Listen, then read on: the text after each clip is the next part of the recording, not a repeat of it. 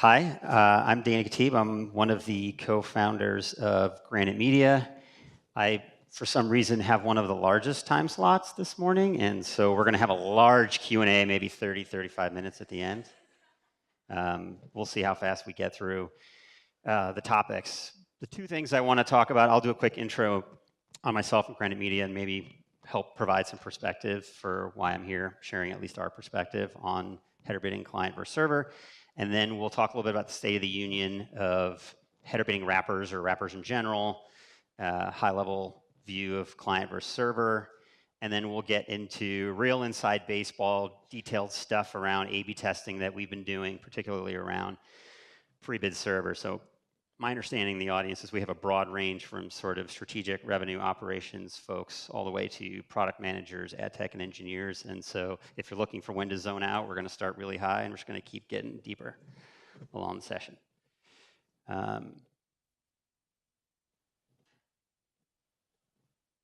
All right, this is, so it's more interesting to look at while I talk, but I'll first do a quick intro. Before Granite Media, the founding team of Granite Media was the founding team of Livingly Media, which was a digital media women's lifestyle publisher that we started in 2005. We ran it for about 10 years, sold it to Feminine, which is a subsidiary of Axel Springer in 2015, ran it there post-integration for about 2 years, and then the founding team tailed off around April of this year, and we've started Granite Media, which is a new publisher. We have one domain that we launched at the end of July, which is called workandmoney.com, which, as the name might indicate, it's our parenting site. I'm kidding, it's our personal finance and career site.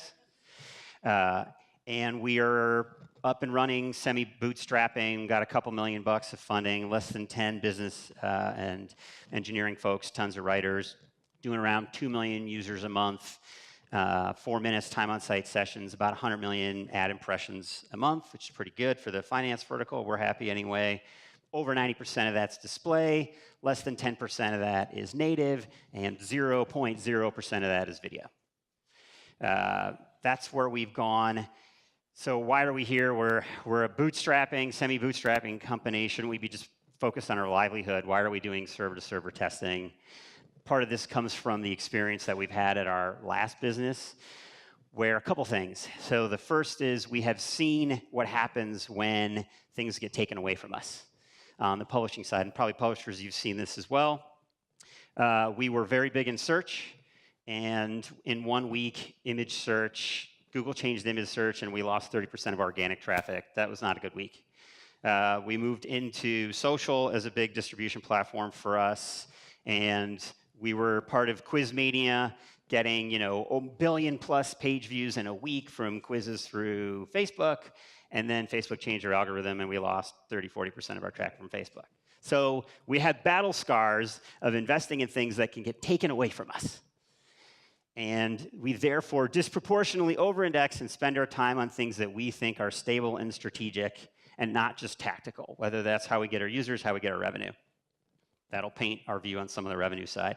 Specifically with revenue, what we learned from our experience at Livingly Media was post-sale of the company, we were losing at the time maybe $3 million a year.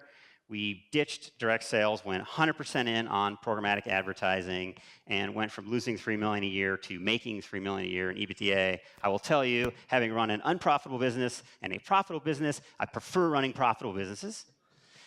And so when we look at what we're doing for Granite Media, we were 100% focused on programmatic. We will not run custom branded content anytime soon. Never say never.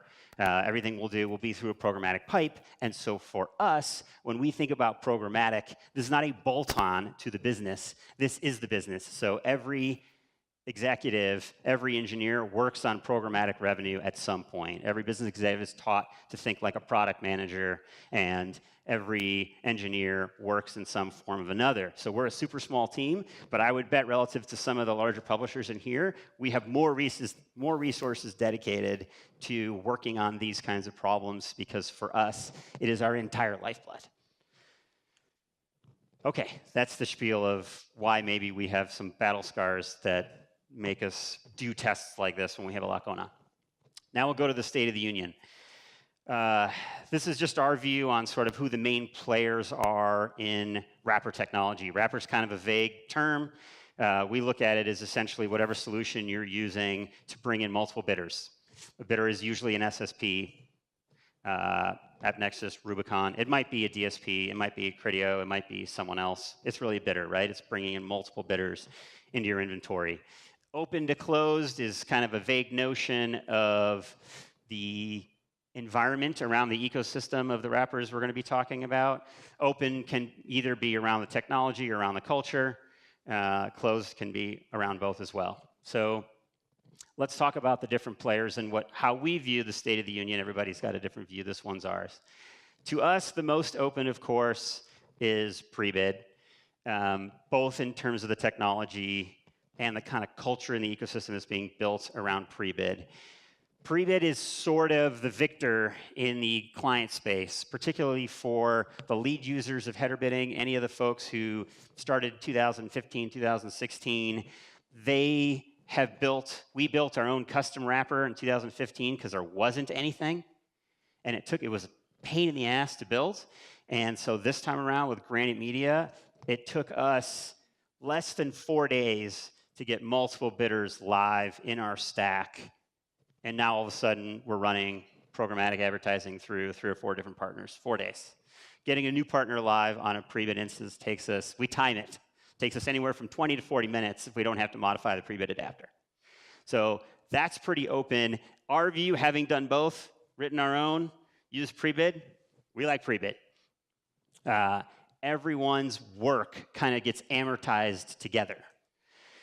And it's fully open. Folks who want to tinker, they can download it, they can play with it, they can modify it. We use it for some things, we don't use it for others. There's, of course, a whole ecosystem being built around pre-bid variants where service providers like AppNexus through pre-bid Enterprise, and there's others who will take some of the heavy lifting off of a publisher's plate. If a publisher doesn't want to or doesn't have the development resources to pull down and tinker, you can work with a partner who will have kind of a pre-bid variant for you. Some of the benefits of doing that are maybe less development resources. That's kind of a TBD.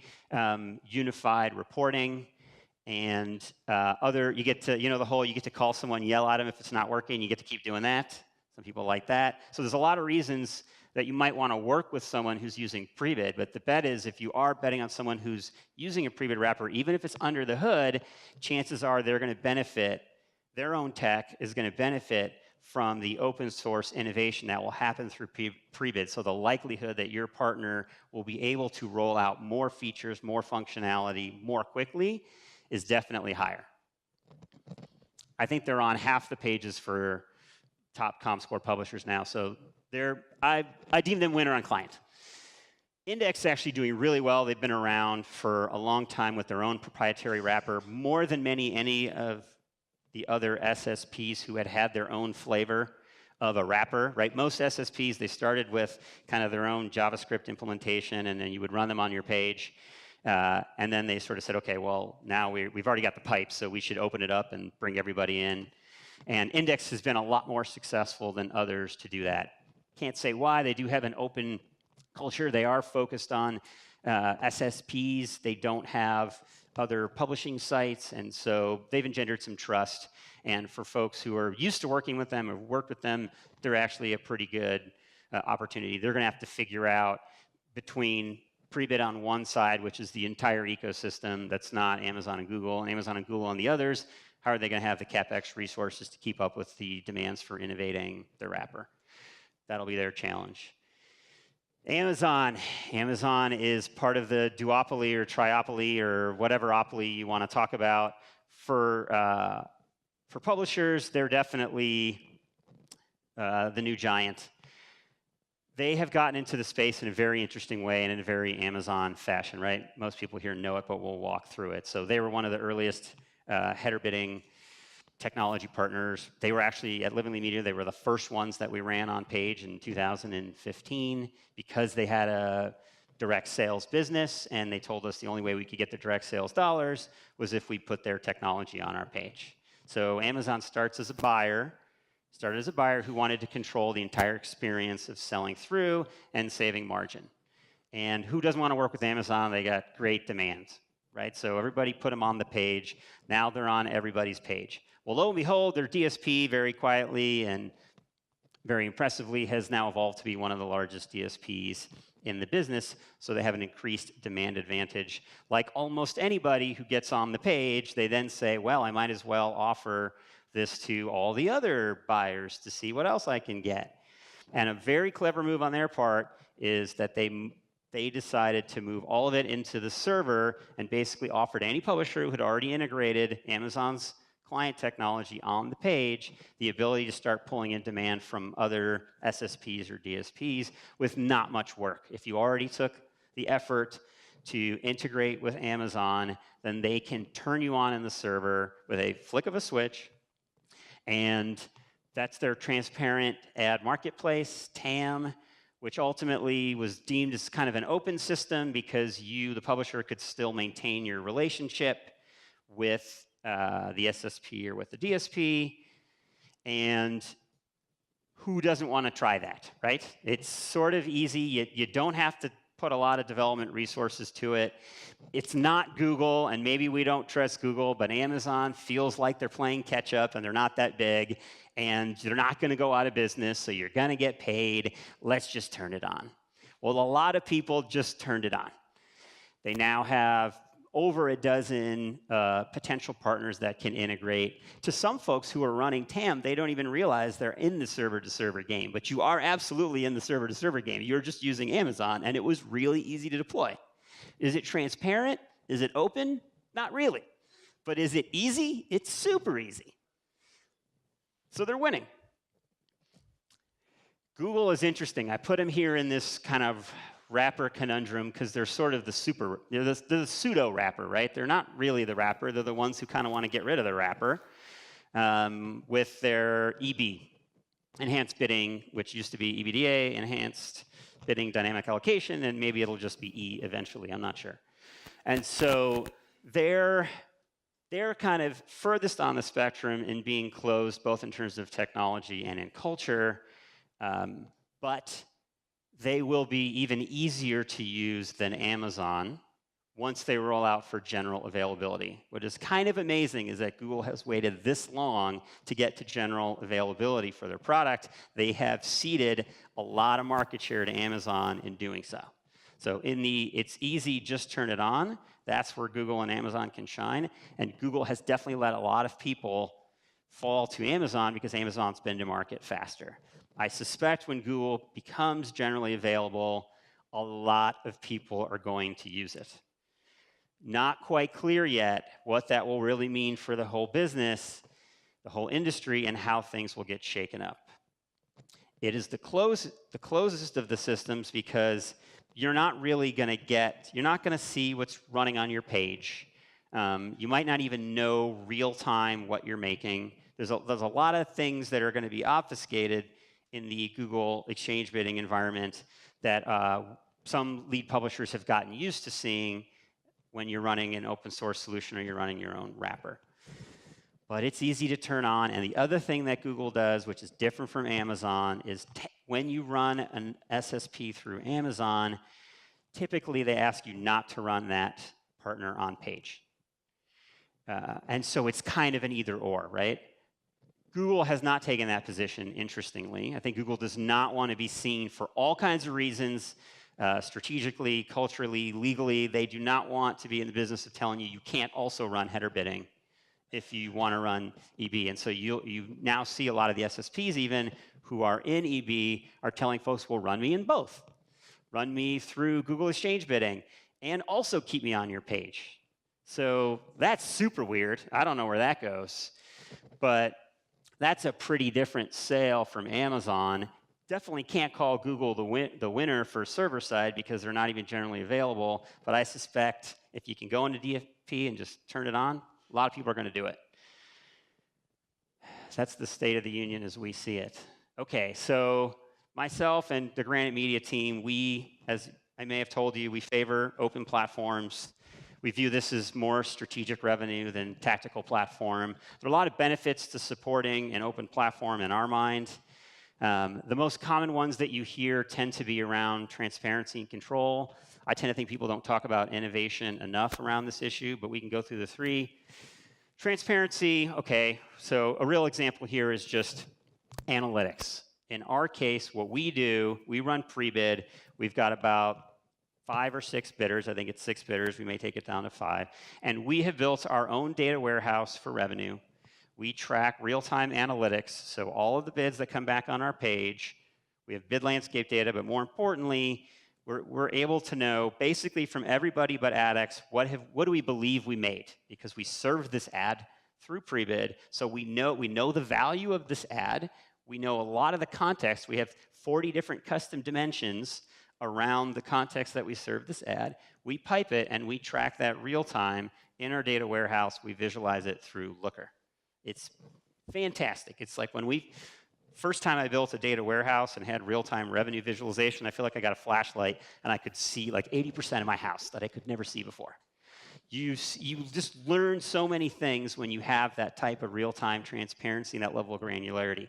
There's one partner who doesn't give us real-time revenue, that's AdX, right? Because it doesn't flow through pre-bid, flows through this whole other thing and it's obfuscated. So we've had to build prediction algorithms to help us predict what we're making when we run AdX. In a world, and so that's 1% off. It's a pretty good prediction, but it's not the same as real. If we move to a closed platform where we're not seeing what we're making on our page, what am I going to do? Am I going to give up my whole real-time analytics platform because I made 1% more revenue? I'm going to lose all the transparency that I have found has been valuable for product testing, for error handling, for real-time alerts. I don't want to give that up. So that's when we talk about transparency, that's an example of what we mean. Control is around this notion of iteration. For us, it means different things for different people. So we like to tinker. We want to change and add features or insights to things that we think are important to us. And in an open platform, this is a little bit more greenfield in terms of what you can iterate on. So iterating can be as simple as you want to run a real-time malware blocker who looks at the creative and who says, you know what, this is a bad creative, don't run it on your site. Okay? There's Confiant, there's others who do stuff like this, right? You may work with folks. That plays really nicely in an open platform because those parties can build products into, say, a pre-bid environment that aren't going to work as well in a fully closed loop system that you're going to see with Google and Amazon. So I want to be able to pick and choose who I can run and where I can run and things like that. I want to be able to play with different timeouts. I want to know if playing with different timeouts is going to make me more money or less money. I want to be able to know that if a partner isn't bidding on my inventory, I may want to turn them off later in the session because it optimizes for the browser, for client implementations. There's a lot of things I want to be able to do, right? This is, again, my lifeblood. This is the way that I make money. And an open system where the code is available and I can tinker with it lets me control my destiny a little bit more. That's control. Innovation and modularity, this I think is the huge win, right? This is where things get better faster. Getting better faster can mean a whole host of things. I just gave kind of the Confiant example to me, but part of where pre-bid's going and other open platforms, pre-bid's not the only open platform, it's just in ad tech, it's the leading horse. But the benefit is you get this fostering of third-party component services that just start to get built. And they're things you didn't even conceive of, and they drive a huge ton of value for you. And if it's built on an open system, you get to create your own menu of the vendors that you want to use for these point solutions. The ad tech world, for us, we are not used to this open feeling of being able to pick and choose and swap vendors, right? So we have to look for corollaries to this, to other parts of the technology stack for publishers to understand what that means. So now we're going to go a little bit lower level here, one level, which is to look at how the cloud platform has totally reinvented the infrastructure for delivering our websites. So in the old days, everybody kind of had their own box and their own hardware, and and then they ran their website on their hardware, and you had a data center, and you had a system administrator, and it was super painful and super hard to configure. Lo and behold, the cloud comes around and completely decouples every layer in the infrastructure of delivering a website. So now for us at Granite Media, we have, we run a mix of hardware on Amazon and on Google, AWS, Google Cloud, right? On top of that, to deploy our servers, we run orchestration and container management software from companies like Docker, or we use open source solutions like Kubernetes. And if we want to change the hardware, we say, okay, well, we want to run on Google or we want to run on Amazon.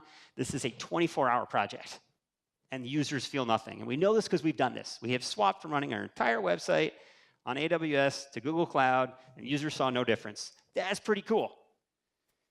Similarly, the way that you plug in a CDN or a content delivery network, right? We're on AWS. We could use Amazon's CloudFront. It's easy to use, but we like Fastly. We've worked with Fastly. Fastly has better logging. They have other features we like. And in a CDN world, it's not a lot of work to change from running one CDN company to another CDN company. And so we get to pick our whole menu. This doesn't mean that we are building a content delivery network, right? Our whole company is like, I'm going to call it 2.25 full-time engineers so far.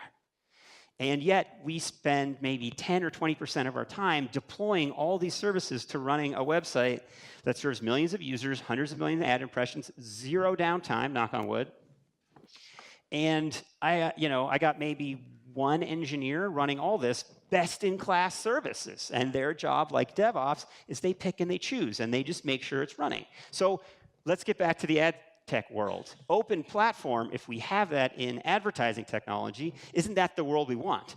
Don't we want to be able to pick one, maybe two partners who bring us open bid stream demand? Right now, we've got 6, 7, 10. It doesn't make a ton of sense, but that's because they bring other services with them. So can we just pick 1 or 2 bid stream services? Can we pick one partner that we think is going to work for viewability and actually plug them in and not have 6 different people running 6 different viewabilities? That would be interesting. Can we pick Confient? We should be able to pick our menu. In an open platform, that is a world we could evolve to. We're not going to get there in Q1 of 2018, but that is a world. That's where if you look at Prebid 1.0 with their whole notion of modules, that is where they're trying to go, is the ability to enable third parties to build point solutions to let publishers pick and choose the services they want to run. I do not suspect, although I could be wrong, that Google or Amazon will offer the same level of pick and choose. Most of the time when I've talked with my reps at Google, who I love, they're a big partner of ours, but usually it's, oh, we're really good at that. That's our business. We'll take care of that for you. Right? That's the answer I usually get around blocking creatives, anything. So innovation is not the one that maybe gets listed all the time, but I would argue long-term is the reason we want an open platform. Now we can talk a little bit about the shift from client to server.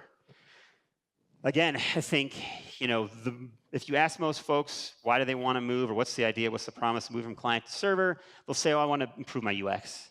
Or other folks will say, I want to make more money. Our view is like those are 2 sides of the same coin, right? You can choose which of these 2 you want to weight, but ultimately what we're really talking about is reducing the impact or the experience cost to you, the publisher, of running any one individual bidder. That's sort of the hope of this issue of managing impact. There are different ways that you can manifest this goal. So you might want to improve your UX. What that looks like is you've got 6 bidders on your page. Each one is running a multi-request architecture, which means if you've got 4 placements on your page, you're sending out a browser request for every placement, so that's 4 per bidder. You got 7 bidders. You're at almost 30 requests going out every time you want to get a bid. And you've been reading, that's too many requests. I'm told I got to get requests off my page. I got too many requests on my page. So server to server is designed to say, okay, well, go take one of your top partners, move them up into the cloud, and the user won't feel as much pain. Now, if you're looking at it from the perspective of moving your existing partners, you will likely lose money now, but you will improve your user experience. But that is sort of the bet, because there are not a lot of scenarios yet where running any one individual partner through a server implementation somehow improves yield relative to running them on your client. On an individual basis, there are not a lot of proof points where that happens, right? You are adding an extra layer of complexity around cookie syncing. You are adding in some ways an extra hop to the server, because you have to call this new server intermediary, which then acts on behalf of the client to ask for all the ads. So just make sure you know, if your goal is to improve UX and to move your existing players, then really what you need to do is figure out how to lose as little money in the process of doing that as you can, and try and measure your page views per session or your revenue per session and see, am I making any of it back because my user experience got better? So if you're looking at, that's our argument. Make more money. Again, other side of the same coin, but people look at it differently. Make more money looks like, I got 5 bidders today, but every time I add a bidder on my page, I make more money. I want to put 20 bidders on my page, but my team won't let me do it because they said it's too expensive for the user, or it's a pain in the butt to manage. And okay, how do I go from 5 to 20? Kind of the same argument, right? It sounds different, but ultimately what you're going to do there is you're going to deploy a whole bunch more bidders, and you're going to hopefully not hurt the user experience as you do it. So in that side of the scenario, you're probably keeping your user experience for the most part pretty consistent, and you're trying to figure out if that next tier of inventory that you're bringing on is actually going to make you more money or not. That's not free either, because the second and third tier of SSP partners is, let's just say, under assault by the industry, and is not exactly clear whether those folks will survive. And so I would argue that's probably also tactical revenue as opposed to strategic revenue. And that doesn't mean don't do it. It just means do it with your eyes wide open here, which is, and what do I mean by that? I mean, we have seen, as Michael alluded, the uniqueness of an SSP that's kind of competing on just inventory is dying, right? That argument is not holding water anymore. And so these second or third tier SSPs need to reinvent themselves to figure out what's the value that they're providing to the marketplace. VCs don't want to invest in them anymore. They're not necessarily profitable. We have seen a couple of them go late on their payments, and that has made a lot of people nervous. And so now there is a notion of credit risk. And so you have to start thinking about credit risk for that second tier and third tier of SSPs that you might want to put on your page. All of a sudden, that 0.5% lift yield is going to look so good if they don't pay you that last paycheck. You lost more than you made. So doesn't mean don't do it. Neither of these means don't do it. Just means go in with your eyes wide open. What server to server is going to get you in all scenarios is for the same bidder, moving them upstream. You're reducing the impact of that bidder on your page. Can you preserve as much revenue in doing so as you can? I would argue there's another second reason, which is a similar argument to what I made before around open platforms, which is this notion of innovation. So we like control. We like the fostering of third-party services, these things that you can run. At some point, as a publisher, we want to be able to pick and choose much more high-powered services that run in front of the auction, right? And this may be as simple as flooring algorithms, although they may go away with first price auction, but I think there'll be a lot of folks that'll try and figure out how to do buyer level floors. If you want to use machine learning for buyer level flooring, you're going to want that in the server, right? You're not going to put machine learning into your web page. I hope. Please don't. Similarly, if we want to be able to take under control the ability to block creatives real time ourselves, and we've been thinking about this actually at Granite. In our data warehouse, we track for every page view that we show the creatives that ran on the page view, and we're just now in the bowels of figuring out, can we predict exit rates for any particular creative ID that runs on our site, and therefore don't run a creative that we think has a higher likelihood of causing an exit rate.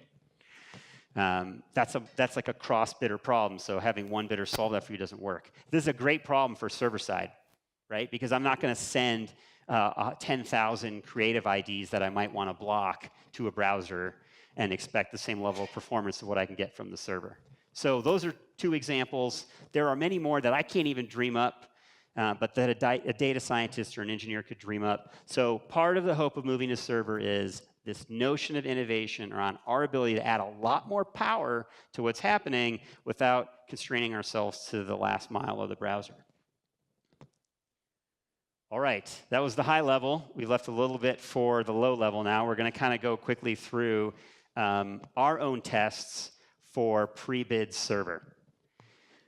I think you guys probably already know by now my rationale for why we are testing with pre-bid server instead of Amazon, TAN, or Google. It is open and it's server to server, so it fits with our desire to favor innovation. Pre-bid server is early in the game relative to Amazon and Google, and I would say is far ahead of the game compared to anything else that a publisher can test with. So if you're looking to tinker yourselves, kind of like on the client side, our view is pre-bid server is absolutely the way to go. It's backed by top-tier partners like AppNexus and Rubicon. It is absolutely an open forum. Pre-bid graduated recently. It's part of the entire ecosystem. The other thing we really like about it is it plays very well with a hybrid client-server model, which is not the case for some of the other systems. What do we mean by that? It's very easy to A/B test or to take one partner who's running on your page in a pre-bid implementation and move them to the server. It's literally a couple lines of code. And then if that's not performing well, you can move them right back. Super powerful for those of us who believe in the client-server model. So how do we do it? All right. And we're just going to share our battle scars and everything that we've been doing with the testing for the last, 3 months. Our bet was to start with AppNexus, move them from client to server, see how that goes, then roll in Rubicon, and then we'll expand from there. So we've done basically 3 rounds of testing, and I'm going to get into the details of how those performed. The first was to just test AppNexus. And here's what we did. So to get an AppNexus, so what's the test? To be clear, AppNexus has a hosted version of pre-bid server.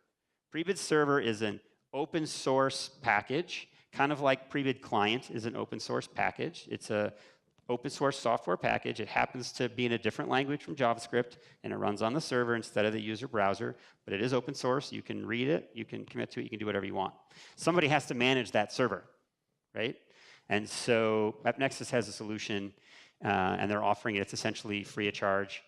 And to get that live, within your pre-bid bundle, when you're downloading your pre-bid code, you include one new adapter, which is called a pre-bid server adapter. You then register online with the AppNexus hosted solution, because if you're going to use their PBS solution, which is very quick, and then to actually move the demand off your page and into the server, you essentially include 5 lines of JavaScript code. I almost put it on the page, but I didn't want to scare people, but it's ridiculously simple. It's you set a server configuration, you say this bidder, I want to run through server instead of client, and you add 2 or 3 other properties, and that's it.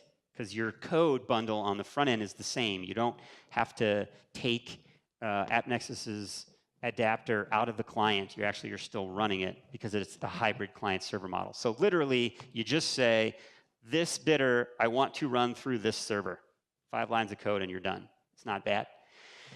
We were pretty excited about that. Then the first roadblock we hit was this, and this will not be a problem soon, but basically the AppNexus adapter that runs through pre-bid server is AppNexus's legacy adapter, which is called the JPT adapter. They have a newer version of their adapter, which is the AST version of their adapter, which wasn't working yet with pre-bid server. This will all get fixed probably by the time you guys are ready to run your tests, but it meant we had to do kind of a ABC testing where we actually had to install 2 versions of the AppNexus adapter, the old JPT, the new AST, and then run pre-bid server as well. So we had to do an ABC test, a little complicated. So what did we see? When we compared pre-bid server, this is AppNexus demand running through AppNexus server, right? So AppNexus demands performed roughly the same when we ran them through their AST client adapter and we ran them through AppNexus pre-bid server. Roughly the same in terms of revenue, no real change in user experience impact. Funny enough, the legacy adapter for JPT outperformed both of them from a revenue standpoint. That was a little sobering. And that got us kind of scratching our heads as to why, and we'll come back to this issue later in some of our other tests. But for us, so first of all, we don't know. So now I'm in hypothesis land, right? Everyone should take that with a grain of salt. One thing we have noticed when we were at Livingly and here at Granite is when we test client implementations, single request architecture versus multi-request architecture, we see different results. First of all, what the heck do those terms mean? So this has to do with how many requests are coming out of a browser to fetch bids. So a multi-request architecture, which is sort of how the first round of header bidding happened, means if you are running one partner, one bidder on your page, and you've got 5 ad slots on your page or 5 placements that you're fetching bids for, you will go ahead and create 5 requests out from the browser. Each placement will get its own request, and then you will wait, and then each one will come back with its own bid response. And that was viewed as generally not being great for user experience. By the way, for the same arguments that we talk about moving from client to server, we want to reduce those requests. When we have tested moving the same bidder multi-request architecture to a new adapter that they rolled out single request architecture, for us, in our experience, 3 out of 4 times we make less money. That's interesting. And I can't tell you why. I don't know what's different about the implementation. Every adapter has a different implementation. It may be that there's extra processing on the server side. It may be the way timeouts work. Not entirely sure. But just know that even on your own end, if you're running single request architecture, it is absolutely better. I 100% advocate it. I'm not saying go back to multi-request. Just know you probably lost a little bit of money somewhere along the way. I think that problem will get worked out over time. And in fact, we constantly are running the tests for for AppNexus now, and the delta between their adapters has shrunk considerably. So today, they've actually got that much more improved and dialed. But some of our other partners, maybe not yet. So also importantly, the addition of this new server in our stack did not have any increase in discrepancies or any downtime. And I view that as a huge win. So you're adding a new layer to the ecosystem of a new layer in the chain of getting a bid onto your page. You have the server that's mediating for you, and we saw no impact on discrepancy and downtime. That's a huge deal, and that goes to probably not only how good Prebid Server is, but frankly, AppNexus's hosted solution. AppNexus obviously has kick-ass infrastructure, and they're in the business of running a very solid auction real-time, and this takes advantage of that infrastructure.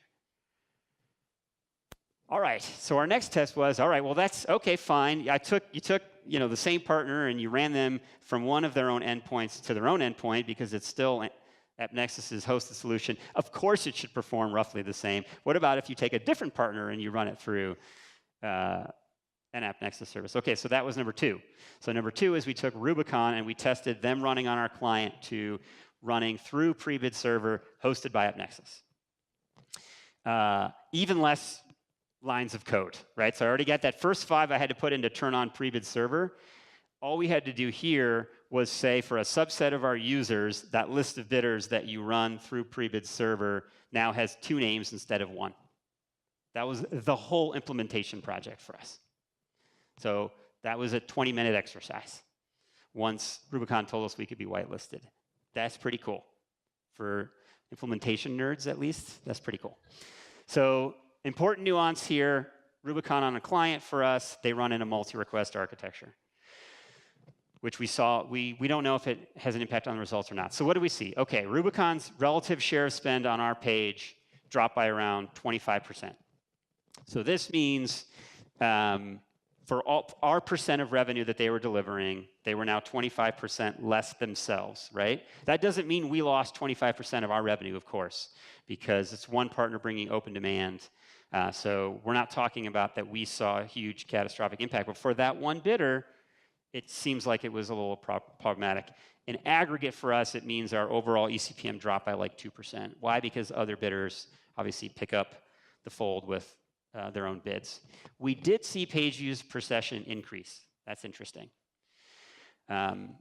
So we took maybe 5 Rubicon requests off of our page. We have a high page views per session experience. And so if you run a test, you might see a different number. You might see an impact that's higher or lower. But our point here is if you look at that the average eCPM dropped by 2, page per session went up by 1, maybe you lost 1% of total true yield, and we made our user experience ever so slightly better. Importantly, these are small deltas, right? So we're not talking about huge moves here. We're talking about small deltas. Again, no incremental downtime or discrepancy for Rubicon. Turned it on, reporting exactly the same. That was a huge win as far as I'm concerned. So why did it perform worse? We're still debugging. We're actively doing this now. So one is the cookie matching challenge. That's a real issue, and we're looking into it, but we suspect that's actually a small part of it. We don't actually think that's a big part of it. And we do think over time, the cookie match should become less and less of an issue. So we are looking at things like the fact that we moved Rubicon from multi-request architecture on the client to a single request architecture through the server. That in and of itself, strangely enough, 20-25% drop, we saw that from other partners when we just changed them on client from multi-request to single request. So we're going to do more debugging to understand if there's a way we can run Rubicon single request on client to help us understand how much of the impact is in the bundling of requests and how much of it is moving from client to server, if that makes sense. Okay, final test was let's test a different server. So now let's take Amazon and Rubicon demand, and instead of pointing them to AppNexus's hosted solution, I keep saying AppNexus and Amazon. I'm always meaning AppNexus here. So instead of taking the AppNexus prebid server, we take the same 2 clients, same 2 bidders, we point them to a Rubicon prebid server. So we got that test live. Also, couple lines of code. Same configuration object, just change the server endpoint URL. And maybe change 1 line for cookie set. Less than a 20-minute project to get it live on production. That's amazing. That's what you get from an open platform. Okay, so the results are kind of similar, slightly worse. Rubicon share of spend down versus their own client, roughly 25%. That's exactly what we saw when we ran them through AppNexus's server. That's interesting. Their cookie match rate that they've shared with us is not much different, right? Because they manage their own cookie pool when it's their hosted solution. So I think it's from 89% to 82% on server. It's very, very close, right? Less than 10% off. So that can explain some of the drop in spend. It can't explain all of it. There's obviously something else going on. AppNexus share of spend went down by roughly 20% themselves, which we didn't see when we were running them through their own server endpoint. Here we suspect cookie match is likely scenario, but it might also be co-location of servers, and now they have to traverse to get their bid, or it could be Rubicon's implementation of integrating other bidders. We're not quite sure. It's improving. I should say in many of these cases when we turn these on the first time, the relative hit to a share of spend was like 80%. But I think all that got, a lot of bugs got fixed. You guys won't see those. So I think 20-25% is kind of a reasonable guess. Site EPCM down a little bit more. Page per session similar. Also no incremental discrepancy or downtime. Still fantastic. We were seeing, as we debugged it for Rubicon's previous server, we are seeing the same number of responses for them. It's just the average bid is lower. So we don't know if that means, are the requests getting sent to DSPs in a different way? Is there processing or timeouts being handled in a way such that we're not able to capture the same amount of demand? It's not a generic timeout issue. It's something super nuanced. We're going to keep playing with it. All right, pulling up, and then I think my time is done. Prebid server is pretty easy to test once you get the first version up. The ability to iterate is really powerful. The eCPMs are not on par, but the uptime and reliability is amazing, and so we're going to keep investing in it to help partners figure out how to limit the hurt of moving one partner up. It's definitely sausage making. It's not sausage eating. So if you like to tinker and you're willing to make mistakes, it's absolutely the right time to jump in. If you want to wait until other people can tell you it's working perfectly, that's fine. But my one request would be talk to all your bidders and tell them they should be working on their pre-bid server adapters, because when you do want to test it, you want all those pre-bid server adapters there. So at least call all your bidders and say, where's pre-bid server adapter on your roadmap? Next steps for us is to test more adapters, share insights with other folks. Anyone who's tinkering, who wants to learn more, please reach out to me. I have 12 seconds for Q&A. I talked longer than I thought I would. I can take one or two questions, I guess. Sure. Earlier you were talking about your analytics, real-time, looking at it. You explained that Google was out, or you wrote your own algorithm to get within 1%. Are you running A9 and are you doing something similar with that? Or A9's out and this is the only thing you're doing server to server? A9 is, we're not currently running A9. Our view, so we've been at an implementation stalemate with them forever. I love their team. I think it's a great team. I think they have really smart people there. We are primarily, first and foremost, most interested in running them as a demand partner, meaning a single bidder as opposed to a multi-partner product. And they, as a matter of policy, do not want to run within pre-bid. And we're taking the stance that we don't really want to run two different wrappers on our page or two different implementations for just bringing in single demand source. And so I think we're playing chicken. We're waiting for them to let us integrate their demand into pre-bid, and they're waiting for us to just put them on our page. I think until we solve that, the benefits of TAM for us are not so strong that it would lead us to run two wrappers. Thank you for clarifying. I never say never. Don't ask me in 6 months if I'm running them. I don't want to go back on my statement, but for now, that's where we're at. One more? Sure, last one. Can you go over? No, I'm good. I can hear Jana. Single request architecture.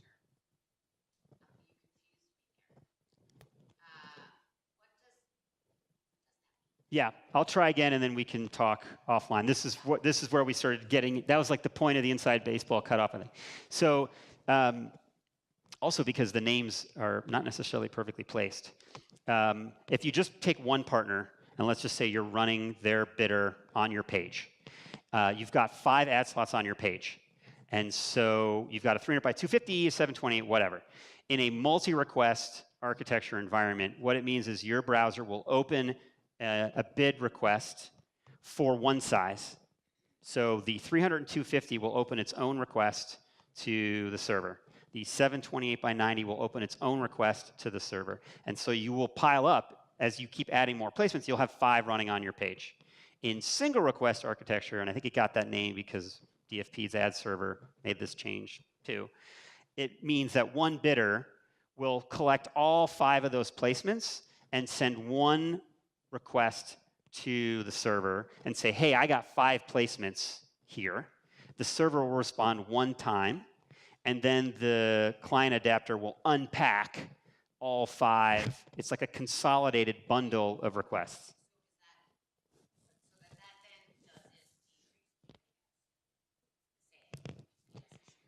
It depends on whose perspective you're looking at and where you mean in the chain. For the perspective of the web page or the user is definitely making less queries. The user is making 1 query instead of 5. So it absolutely saves performance or QPS coming out of the browser. Upstream, for the SSP managing the connection to the browser, same, 1 request instead of 5. From the SSP to the DSP, unclear. So probably they unpack it and they send 5 because DSPs themselves may not be ready for bundled. But I think everybody has a different answer. I think that's an implementation detail. I think everybody has a different answer on what they're doing SSP to DSP, and I think it's partially why some people see different impact.